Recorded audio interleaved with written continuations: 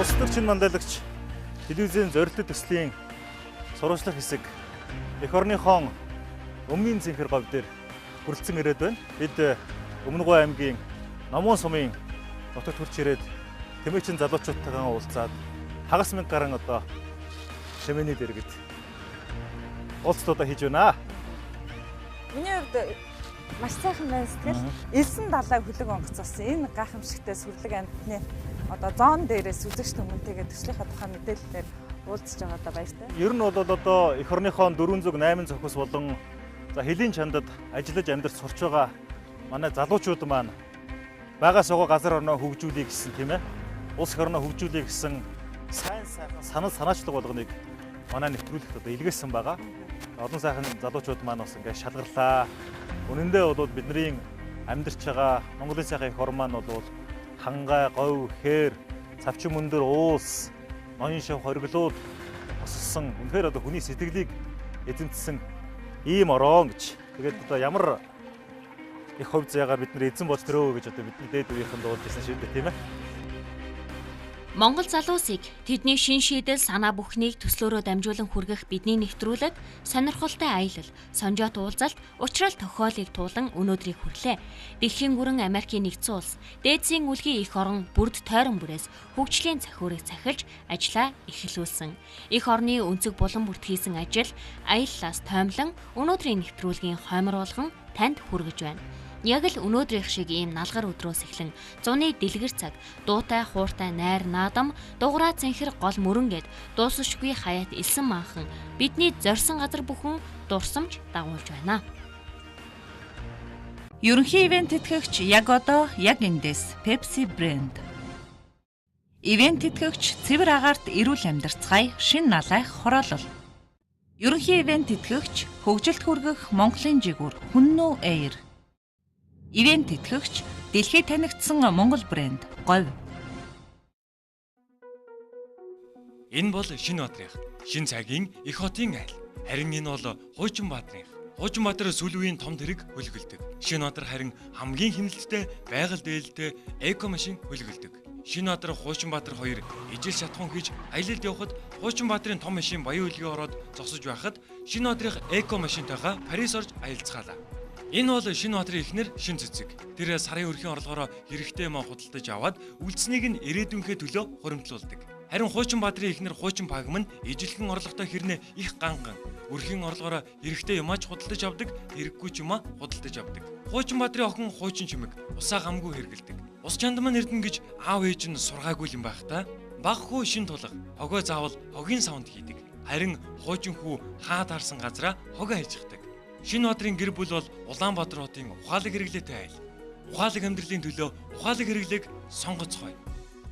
Тэгэхээр нийгмийн хариуцлагатай үйл ажиллагааг би хувь хүн болон нийгмийн харилцаан дээр нь л тодорхойлж ярмаар байна л да. Одоо миний өөрийн удирддаг байгууллага бол нийгмийн хариуцлагатай компани гэж би боддог. Яа тэгэхээр хийж байгаа үйлдэл болгон зөвхөн одоо тухайн байгууллагынхаа эрх ашигт ч юм уу нийцсэн ажил гэхээсээ илүү бид нар хүмүүс туслах ямар үйлдэлийг хийх вэ гэдгийг дандаа давхар бодож идэг. Хүн нийгэмд амьдарч байгаагаа хувьд бол тухайн нийгэмд үүрэг хүлээдэг байх хэрэгтэй. Аж ахуйн нэгж байгуулвал одоо татвараа бүрэн төлдөг, цаг хугацаанд нь төлдөг. Энэ үл нийгмийн хариуцлага. Нийгэмдээ тулгамж байгаа асуудлыг шийдэхин төлөө хийж байгаа үйлдэл гэж харна. Гэхдээ яг одоо нэг хүн тусалдаг гэдэг юм энэ ажлууд бол явж гинөө.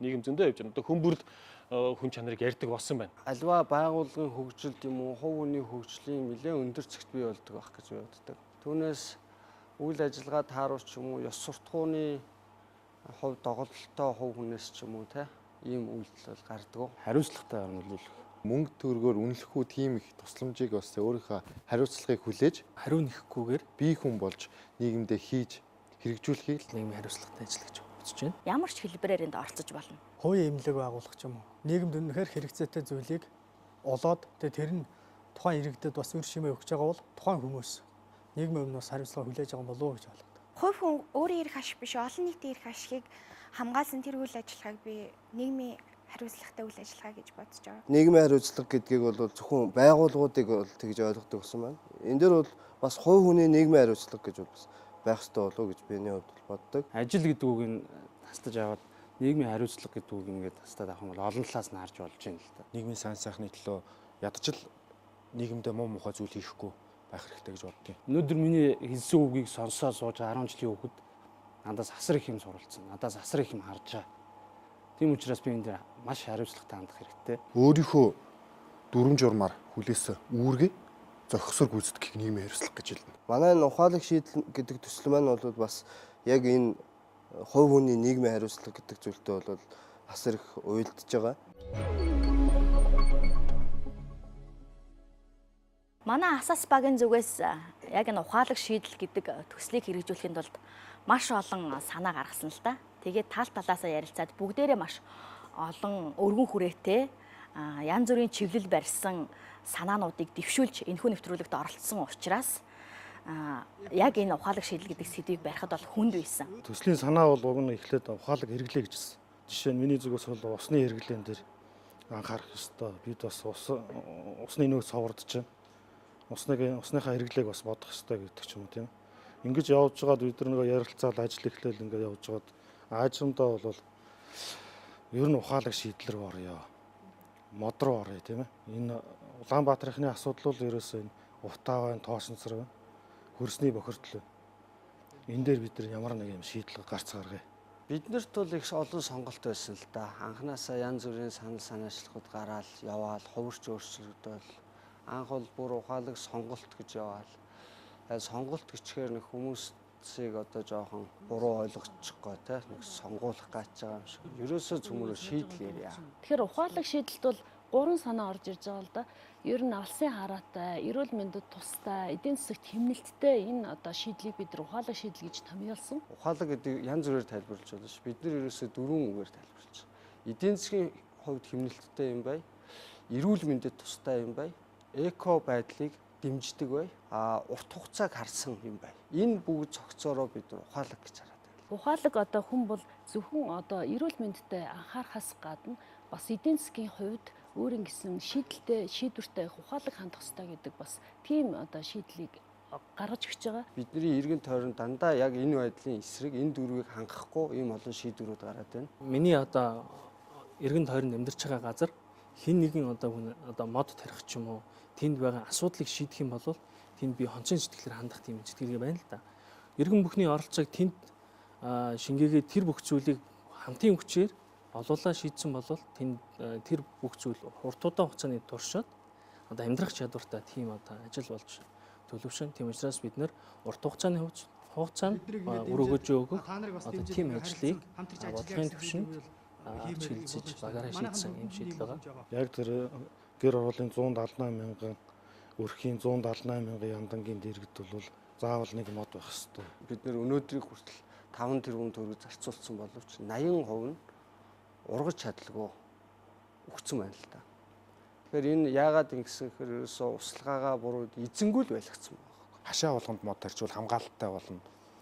Арчилгаатай болно. Бид нар энийг ерөөсөө тэр эзэнтэй гэр хорооллын хашаа болгонд нэг мод болгоч. Түүнээс элдв зардал гарахгүй энэ дээр ухаалаг шийдлийн асуудал. Годомжинд тарьсан мод бол одоо хэний ч өмч биш те нийтийн өмч. Тэгэхээр тэрийг одоо хайрлах юм уу, гамнах юм уу гэдгийг үлгэрлэн дуурайлах хэрэгтэй. Ядаж л 60-аас 80% баг ургах байх гэсэн юм. Ирэх хавар тэр зарцуулах мод дахиад орж ирэн дахиад 80% нь хүчин. Жилд үндэсний мод тарих өдөр гэж байгаа тийм ээ. Тэрнгээр хавар намартаа нэг удаа хашаандаа нэг мод нэмэхэд л Улаанбаатар хот маань 178 мянган модтой ногоон ой хот болно. Ерөнхийлөгч рүү өчигдөр би твитээр бас бичлээ. За нөгөө зураг тавьж байгаа те 2015 оны 8 сар шууд үр дүн харагдана. Бид нар өөрсдөө очиод бол тэр 178 мянган хашаанд бол мод тариад өгөх боломжгүй. Бидний хүч хүрэхгүй, цаг хугацааны хувьд хэмжихгүй, төсвөө санхүүч боломж байхгүй. Тийм учраас хэрхэн ухаалаг зөв байх вэ гэдэг шийдлийг нь бид нэ эхлүүлэх хэрэгтэй. Энд тариад байгаа өхүүлээд байгаа модыг тийш нь яадаг жижигхэн зохицуулалт хийлгэе гэж. Хашаанда мод тарсны айлсвал зардал гарахааргүй их нээлжин тооцож байгаа. За ер нь өнгөрсөн жилийн тэр тайланд дүгнэлтээс харахад бол тэр түүхийн компаниуд бол 5 тэрбум төгрөг зарцуулж мод суулгасан гэж хэлээ. Тэдний 80% нь үхсэн. Өөрөөр хэлбэл тэр 5 тэрбум төгрөгийн 80% хэдэн төгрөг авах 4 тэрбум гаруй төгрөг маань устгал болсон ба шүү дээ. Тэр мөнгийг авчиад шороонд буулаад тэг хайцсан. Тэгэхээр тэр 5 тэрбум төгрөг зарцуулж байгаа модыг гэр хороолтын айлуудад хүргэж өг, авчиж өг. Байрлалыг өөрчилж байгаа үстэй, байршлыг өөрчилөд энэ дээр хүн хүчээ хэрхэн зохицуулах вэ гэхээр 197 мянган оюутныг дайчлаа. Энэ хэрхэн тарих уу, яаж тордож услах уу гэдгийг нь бид нэр хэвлэл мэдээллийн хэрэгсэл болоод бусдаа суугуудыг дамжуулан зааж өгөх хэрэгдэд. Тэгээ энэний үндсэн дээр олон талын оролцоотойгоор энэ төсөл нь хэрэгжиж дуусна. Бид нэр өвөлжингөө утаагаар амьсгалаад хавар болонгууд шороогоор амьсгалаад жилийн 4 үйлрэл ингээл дуусчих. Тухайн үед нь тэр одоо утаанаас сэргийлэх эм уучаад яваадах юм уу? Уушка хамгаалах, тариа илгч яваадах юм уу? Чи утаа нь гараадлах юм чинь дараа жилд дахиад гараадлын дахиад хордоол юм. Тийм учраас ерөөсөө тэр утааг багасгах, утааг арилгах, анх гарч байгаа их үндсийг нь талсан зогсоох, багасгах ийм онш тавиад энийг эхлүүлэх хэрэгтэй гэж ойлгосон. Over 1992 онд л анх манай Актемч Сайжааго одоо энэ дэлхийн эрүүл мэндийн байгууллагад ажиллаж байгаа бас л Алтан загас гэдэг манай нийгмийн эрүүл сургуулийн багш гэжсэн эднэр бол хийж эхэлж байсан. Юнигаз компаниас Японтой хамтраад бас яг энэ автомашины утаагаар гарч байгаа тэр хорт бодисыг судалсан судалгаа байд юм билээ. Тэр судалгаануудыг аваад үзэхэд үнэхээр миний бодчихснаас дэндүү хүний эрүүл мэнд хортой ийм зүйл байд юм билээ. Тухайлбал нэг хүнд жил болгоно 18 кг машины яндагаас гарч байгаа хорт бодис ноогдож байна. Би хязгаарч нэг хүнд 18 кг гэж ердөөсө бодож байгаагүй. Энэ судалгааг хараад би үнэхээр бас гайхсан. Энэ болохоо байцсан байна л гэдэг бол энэ судалгаануудаас олж харсан. Анх бол бид нар ер нь нэг тийм тоймд тийм мэдээлэлтэй байсан. Тэгээ одоо сайжаагаа ч юм одоо нөгөө чиглэлийн нөгөө судалгаа хийдэг хүмүүстэй уулзаад ярихад бол бас нэлээд аимшигтай тоо баримтууд гарч байгаа юм л да. Жишээ нь бид нар одоо машины утаанд ямар хор байдаг. Тэр нь яагаад хүүхдэд нөлөөлөд байдгийг бид нар мэддэг ус. Тэгээд явцын дунд нөгөө ажил судалгаа хийгдээд ажил өрнөд эхлэхээр бол төсөөлөл шал өөр болоод энийг ерөөсөө улмал барьж аваад цаашаа хэрэгжүүлэхээс арга байхгүй тийм байдалд орж байгаа. Ухаалаг шийдлийн бол 30 жил бол өнөөдрийн яг цаг үеийн хувьд бол утааны асуудал байгаа. За энийг судлаад өчгөд бол нийслэлийн хэмжээнд явж байгаа автомашины одоо гарч байгаа утаа бол нийт утааны 20 орчим хувийг одоо автомашинаас гардаг гэдгийг бол агаарын чанарын албанаас бол бид нэр судалгаа хийж очиж уулзахад бол эндээс хэлж ирсэн. Юу гэхээр дэлхийн эрүүл мэндийн байгууллагаас 10 төрлийн хорт бодисыг бол одоо жагсаасан тэрний хоёрд нь бол дизель автомашин, бензин автомашинаас гарч байгаа утаа байна гэдгийг бол эрүүл мэндийн. Тэгэхээр энэ бүх зүйл хоорондоо уялдаатай гинжээ холбоотой. Тэгээ одоо бол утааны үйлрэл болж шít. Тэнгүүт бид нар өнөөдөр том аврын машинууд, дизель хөдөлгүүртэй машинууд тийм ээ, агаарын бохирдлын 45%-ийг автомашинаас бохирдуулж байгаа бол өнөөдөр бид нар яагаад хайбрид системтэй машиныг сонгож болохгүй юм бэ гэдэг өнөөдөр утааны асуудал ирж байна. Хөрөнгө оруулалт яаж босгох уу, яах вэ? Тэгэхээр надтай бол их харьцангуй ойр байсан л да. Ерөнхийдөө тэгээ бидний хэрэгжүүлж байгаа ажил маань нийгмийн сайн сайхны төлөө. Тэгээд тэр хүмүүс тавьж байгаа санал бол бид нэр бэлэн мөнгө санал болгохгүй байна. Эхний үед бол яг энэ төслөө бариад хүмүүстэй уулзаад явхад айгу удаан хүлээж авч ийсэн. За энтэй чинь танилцъя. За тэгээд хариу өгье гэдэг хариултуудыг өгөөд уддаг ч юм уу тийм байдалтай байсан. Одоо энэ ажиллагаа зохион байгуулангууд одоо тэр хулдаасан хэвлэлч гэдэг юм уу те, өөрөө танхим түрээслэгч гэдэг юм уу те, маш олон ингээд зарлууд гарч ирсэн. Тэр зарлуудыг нөхөхийн тулд бид нар мөнгө босгох үйл ажиллагаа зохион байгуулсан. Хөрөнгө босгох. Энэ хөрөнгө босгоход бол өөрснийхөө хүчээр зохион байгуулъя гэдэг одоо өөрснийхөө одоо чаддаг салбартаа чаддаг те, тэр ажиллагааг нэгтгээд бид нэр хэд хэдэн байгууллагуудад сурал зохион байгуулах замаар бол хөрөнгө босгож өөрснийхөө ажиллагааг далаацтай хийхэд бол чиглүүлсэн байна. Яаж талдаа ашигтай авах гэдэг хувилбарыг боловсруулаад орхон чухал. Түүнээс зүгээр юм гуугаад яваад авах бол амжилтанд хүрэхгүй. Жишээ нь бид нэр Genco Tour компанитай хамтран ажиллах, VIP такси компаниуд, Дашванжил компаниудтай ингээм хамтран ажиллахыг бараг өмнөх өдрөл бид нар шийдэж чадсан. Саадгүй ажил гэж үл байхгүй. Хамгийн гол нь шийдлээ яаж хэрхэн зөв танилцуулж чадж байна вэ гэдгээс гол зүйл шалтгаалаад байгаа юм. Тийм учраас бид нар одоо жишээлбэл одоо танай байгууллагт бид нар хамтарч танай байгууллагын ажилчид болон удирдлагын ажилтнууд нь бид сургалт явуулъя. Та бүхэн дэмжээч. Бидний одоо санхүүгийн үйл ажиллагааг дэмжиж өгөөч гэдэг энэ байдлаар ингээд хамтраад ажиллахаар маш сайхан дэмжиж ажиллаж байгаа. Тэр байдлаар бид нар бас санхүүгээ босгож байгаа нь бас сонирхолтой байж магадгүй л дээ. Хоёр хүн дутмын нэг нь бол үзчихсэн, харж исэн, сонсч исэн гэдэг энэ мэдээлэл маань эргээд бид нарыг одоо үйл ажиллагаагаа явуулахад их тусалсан. Хоёрдугаарт манай бас багийн хийж байгаа ажлын тэр санаачлага, тэр агуулга нь тэр зохион байгуулж байгаа байгууллагт их таалагдсан.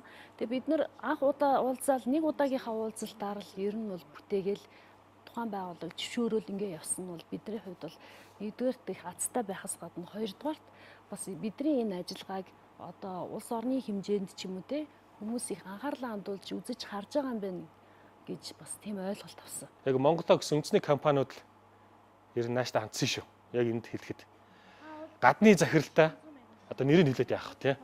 Нэг хэдэн компаниудаар орсон шүү дээ. Тэгэхэд дөө уучлаарай гэсэн. Хүмүүстэй уулзахад харьцангуй ойлголцоход бол ер нь хялбар байсан. Тэгээ би эдрийн тийм улс төрч шинэ бодлогч төстөөс явж байгаа нэг баг нь байгаа маа. Бид нар нийгэм рүү чиглэсэн ийм ажил хийж яах гэхэд бол хүмүүс их дуртай уриалахгүй л авчих. Тухайлбал одоо VIP таксины захирал ган чимэг гэдэг эмэгтэй байж байгаа. За өндөрлөлтөө басаа байсан. Тэ яг нэг олонний хүч оломгууд болоо гэдэг. Тэгээд бидний бас нэг барьж авсан сэдв маань илүү нөгөө хүний өдөр болгон хүнд үнэртэж байдаг. Хүний дарих толгоонд нь одоо асуудал болж идэг юм учраас бол бидрийг бол их гайгүй сайхан хүлээж авсан. Ерөөсөө тухайн компаниуд маань ч өөрсдөө их сайхан санаачлагтай. Дээрээс нь бид нар үнэгүй ингэж юм авъя гээгүү. Танай төсөв хэд болж байна. Тэгэд энэ төсвийг бид нар ийм сургалтуудаар шийдэж болж байна уу? Танад хамгийн хэрэгцээтэй ийм сургалтууд нь хийх чадвар бид нар дунд байна. Гэт тэрийгээ ингээд зүтгүүлсээр хагаад тохиролцож чадсан. Тэгээ бид нар үр дүнд нь юу болсон гэхээр бүгдээрээ хамт явсан. Бид нар ирүүлээ сайхан нэг өдрийг сайхан амраад ирсэн. Магадгүй цаана телевиз үзэж байгаа хэдэн зуун хүн, хэдэн мянган хүнд бас нэгийг бодогдсон бол энэ том үр дүн байна. Энэ аюулыг нээсний мэдээ.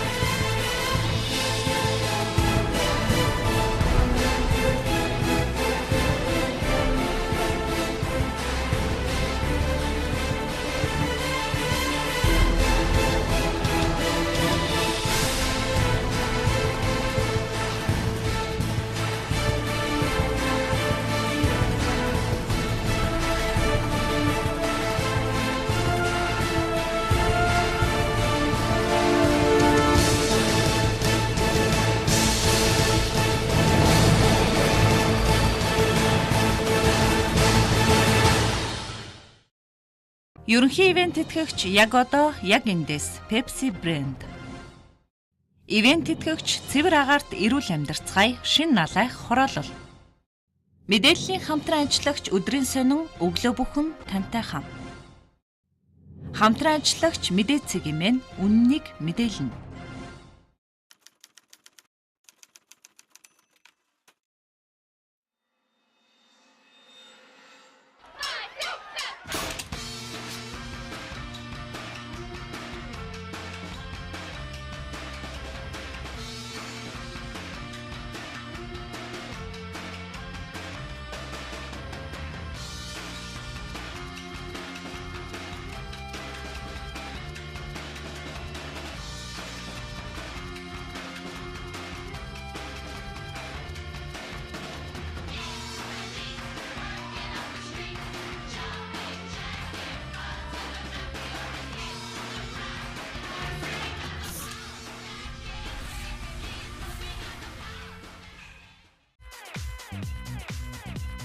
Мөнгө дэвших байгалийн мөнгө.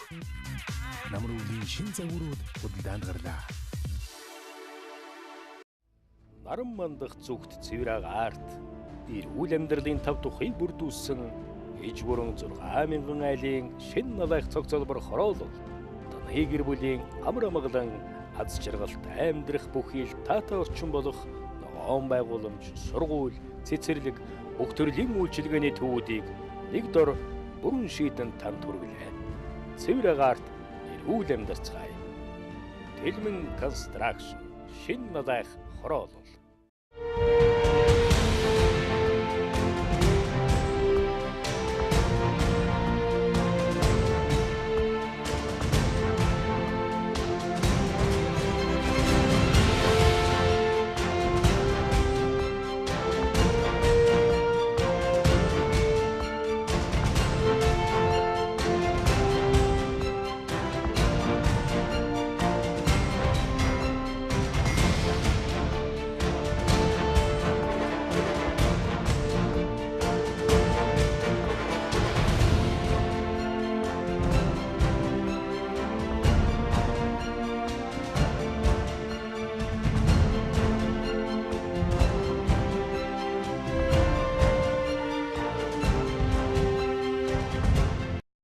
Ерөнхий ивент тэтгэгч хөгжилд хүргэх Монголын жигүүр Хүннүү Air.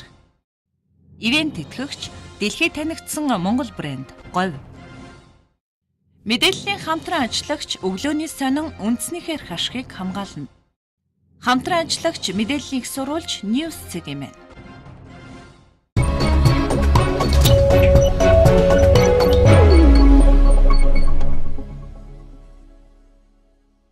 Маш их санал солилцсон. За тэгээд ер нь тал талаасаа санаагаа баяжуулсаар агаад энэ төслийг гаргаж ирсэн. За би шууд нэрийн цохоод хэлчихээ дөө.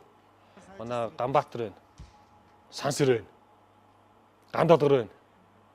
Тэгээ энэ гурван хүн маань ерөөхдөө яг бодлогын төвшинт гэдэг юм уу? Тэ? Яг бодлого боловсруулахыг ингээд боловсруулчаад тэгээд бид нартэй гэдэг юм уу ингээд санаа бодлоо солилцоод ингээд ажиллаа хариуцж аваад ингээд явчих. Нэг хүн онцолж гаргасан нэг санааг нь улам баяжуулахын тулд тал талаас санал хэлээд тэр нь улам төвлөршиж тэр нь хамт олонны одоо манай багийн нийтийн одоо саналыг нэгтгэсэн ажил гэж би харж байгаа. Ганабол институтын захирал Ган Долгор маш тийм шинэлэг санаатай. Тэр санааг яаж хөгжүүлж болох вэ гэдгийг аюул сайн тусгаж гаргаж ирсэн. Ерөнхийдөө бол төсөлд бол бүх хүн яг өөрийнхөө дэмжлэг бас санаа бодол тэгээ магадгүй зарим нэгэнд маань ингээд арга гэрийн ажиллаж юм уу зайлшгүй ажил гарсан. Гэхдээ бол баг гэдэг учраас бүгдээрээ хүчээ нэгтгэж явсан учраас бол бас багийнхандаа бол бүгдээрээ сайн байж чадсан. Шин цагийн удирдлагын академийн захирал Батсайхан дээрээс манай багийн бас мундаг гишүүдийн нэг болох Сансар энэ санаан дээр бас аягүй сайн ажиллаж бас баяжуулах ажлуудыг хийж өгсөн. Тэгээ багийн ажил бол нэг бүх хүмүүсийг оролцсон шүү дээ. Гэхдээ манай Сансар бол их санаачлагтай. Ер нь бодлогын хувьд бол чиглүүлээд тэгээ бас хүмүүсийг уурайлж одоо нэгтгэх тал дээр бол их сайн ажиллаж байгаа.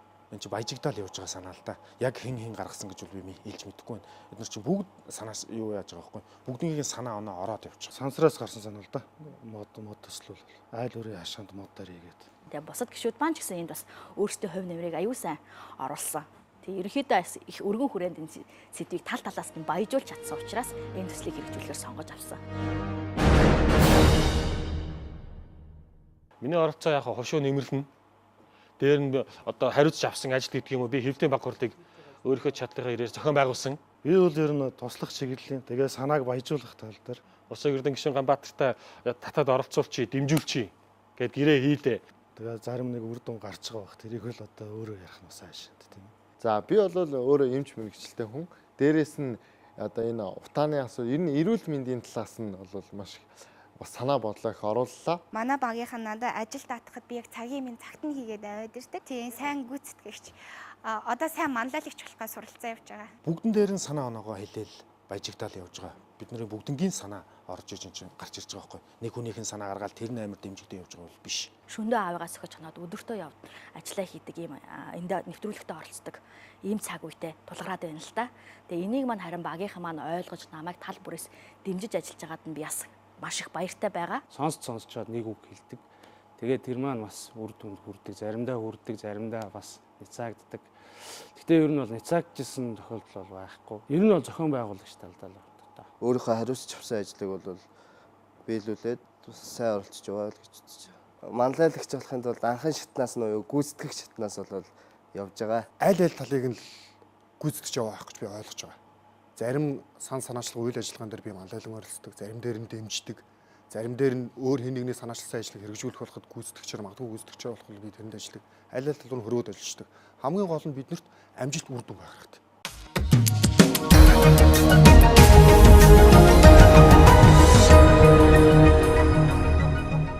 За энэ бас их сонирхолтой асуулт гарч ирлээ л дээ. Тэгээ бид нар ер нь энэ түрүү багийн хасалтаас өмнө зохион байгуулалтанд орсон.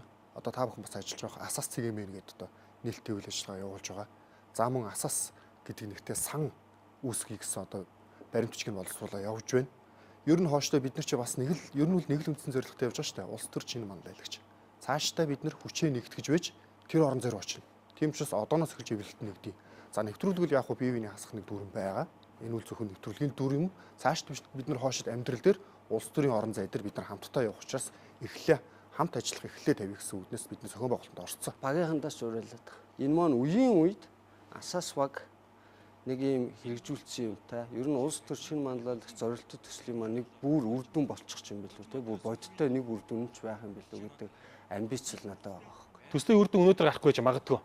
Гэхдээ эх жил 5 жилийн дараа 10 жилийн дараа гэхэд асаас багаас нэг яг нэг дэвшүүлж ирсэн энэ санаачдаг бодит ажил болсон байна да гэд бидний өр хүүхдүүд маань бидний үе тэнгийнхэн маань яриа сууж ивэл болчихлоо. Ер нь төсөл дууссан ч гэсэн бид нар өөрсдөө энийг ажилуулахын төлөө ажиллана л гэж. Ирэх хүмүүс нь ирээрээ би лав ирээ шүү найзуудаа гэд хэлсэн байгаа. Манайхан бүгд дэмжиж байгаа. Асас гэдэг төрийн бас байгууллага байгуулъя. Тэгээд энэ төрийн бас байгууллагаараа дамжуулж бидэртэй хамтран ажиллах одоо хүсэл сонирхолтой хувь хүмүүс болон байгууллагуудтай хамтарч ажиллаж энэ төслөө хэрэгжүүлэх гэсэн ийм одоо санаарчлаг гарсан байгаа. Зөвхөн ингээд 30 болоод шилдэг 90-өөсөө 60 болоод ингээд хасагдаад явахаасаа гадна манай энэ төсөл бол өөрөө бүтэн жил үргэлжлэх. Ерөнхийдөө бол үндэсний хэмжээнд бас нэлээд тар үргээд хэлэх бодлоготой төсөл байгаа юм. Тэ өөрсдөө үргэлжлүүлж байгаа. За Эверестийн оргилд нэг өдөр гарчдгүйтэй адил энэ асуудлыг нэг өдөр бид шийдэж чадахгүй. Энэ урт хугацааны явцад цаг үе одоо цаг уурын одоо ур амьсгал бүх хүчин зүйлүүдийг бид нэр тооцож яаж энийг хийх ёстой. Маш олон хүний дэмжлэг авч яаж, ард түмнийхээ дэмжлэг, иргэдийнхээ дэмжлэг авч яаж хамтаараа шийдэх ёстой. Зөвхөн Асаас багийн 20 залуу хийчих ажил биш байхгүй юу? Тэгэхээр Асаас багийн гишүүд за шийдлээ танилцуулаад, асуудлын голыг нь танилцуулаад, энийг шийдэх ийм гарц байна, ийм шийдэл байна гэдгийг танилцуулаад бүгдээрээ хамтдаа л тэр бүхнийг шийдэж чадна. Зөвхөн дээрээс чиглэсэн бодлогын чанартай мөнгө цацаал ийм ажил биш. Доороос нь иргэд нь бас хамтарч ажиллаж ажил хэрэг болд юм а гэдгийг л бид нар харуулъя гэж бодсон. Түүнээс бид нар энүүгээр бизнес хийгээгүй, энүүгээр ямар нэг нэр ашиг худлаа тийм юм яриагүй. Энэ л зүгээр манлайлж байгаа, уриалж байгаа. Энийг л ард иргэд маань зүгээр ойлгосоо. Тэгээ энэ нэвтрүүлгийг үзэж байгаа хүмүүс энэ төсөлтөй холбоотой ч бай, холбоогүй ч бай. Энэ бол зүгээр нэг энэ төсөл зориулагдсан гэхээсээ илүү бид нар зүгээр хамтдаа нэг хийж чадхал энгийн ажлын нэг л жишээ. Энэ ажлыг нээсний гэдэг яа.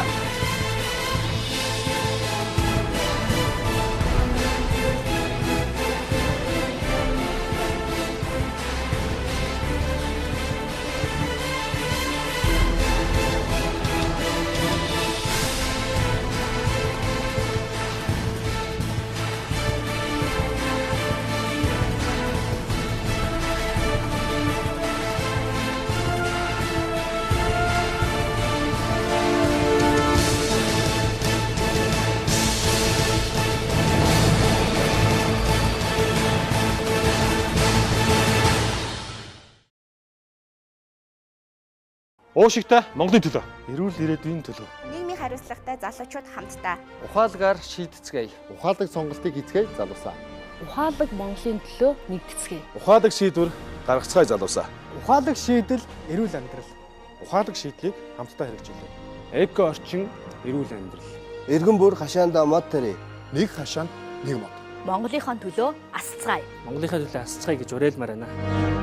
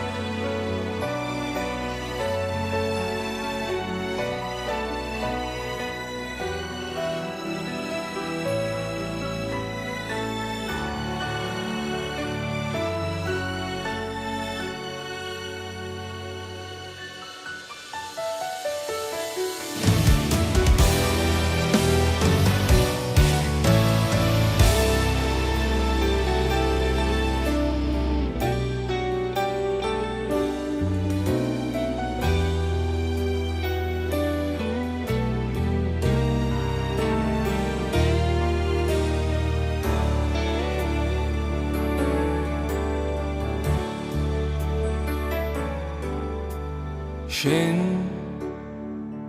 өглөөний нараманла шинхэн цагийн өрөнд дэлгэрлээ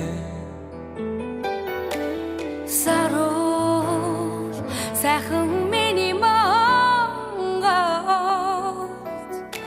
сайн цагийн учрал хийлээ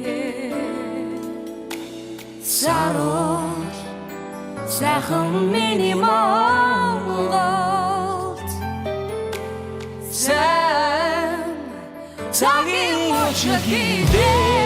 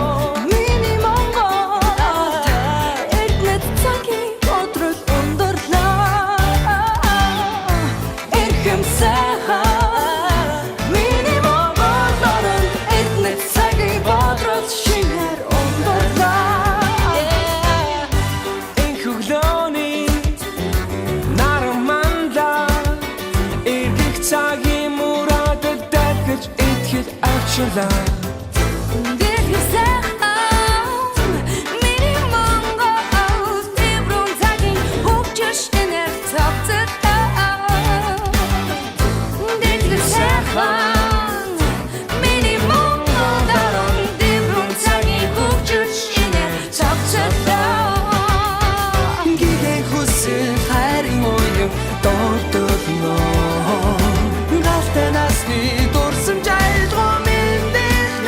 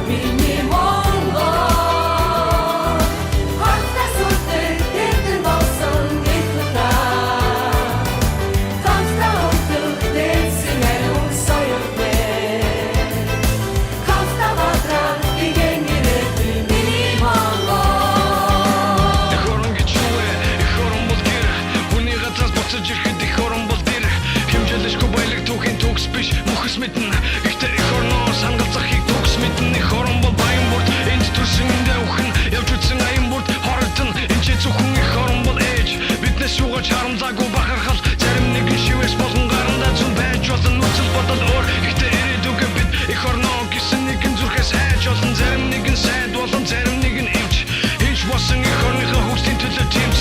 Их орон гэж юу вэ? Их орон бол гэр. Хүний газраас буцаж ирэхэд их орон бол тэр. Их орон бол ээж. Биднээс юугаш харамлаагүй ачиг нь хариулахын тулд дэвтэр дээр минь харамлаагүй.